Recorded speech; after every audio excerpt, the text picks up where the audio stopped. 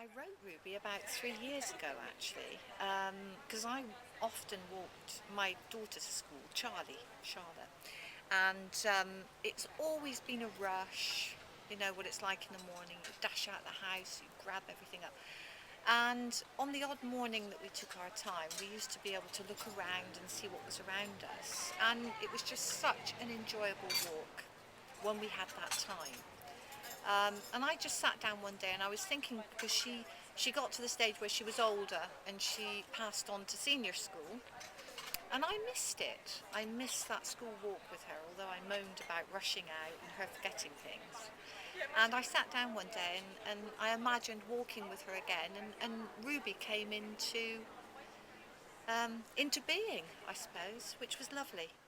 I think when the text first comes in, it has to kind of inspire me for me to kind of go ahead with it. And as soon as I got Ruby, I just loved her character and loved the fact that she was, going through this big life stage of going to school and her kind of trepidation in going to school. And I think also her imagination really clicked with me. The fact that she was imagining seeing kind of logs as crocodiles and things like that really reminded me of when I was, or even in art college. I remember going my walk to art college.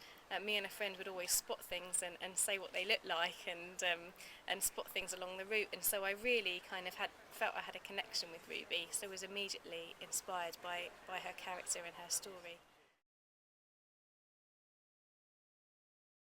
Oh yeah, the spread where she's kind of trepidly walking through the trees with her mum, and at that point she's kind of thinking that the trees are monsters, and I just loved that scene of kind of imagining her through these kind of wispy woods and being really scared because.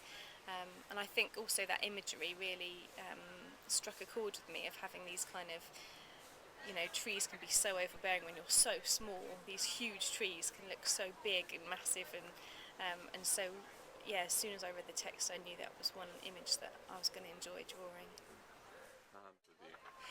Well, I love it when she's walking through the forest. I think the aerial view that Miriam's done of looking down on Ruby with her sword and everything, I think that's fantastic. So I love the monsters in the forest. I really enjoy that. But ultimately, the last page where they're all sitting in class, all these absolutely wonderful creatures, all sitting together and sharing that space, I think it's my favourite. Is that last page actually? I think that final image of Ruby actually entering school and then being surrounded with all the things that she'd been fearful about the whole way through the story was something that kind of just occurred to me as I started drawing, and I just thought it was a really a playful way of ending the story, really, in that she's surrounded by these things that she was scared of, but actually it's fine, and she doesn't have to be scared of them anymore because she's surrounded by them and they're all working together.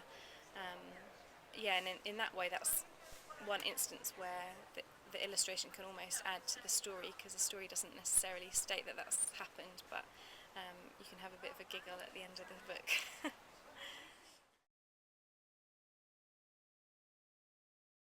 She's frightened of these things, but she's thinking, okay, I can equip myself for this.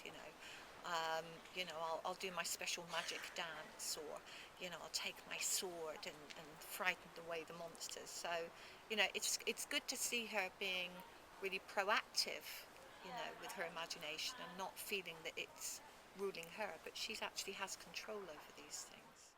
She goes for everything yeah, and fights everything and yeah, and forces herself to confront those things as well by the kind of repetition of saying, "I must be brave, I must be strong." She kind of she goes for it.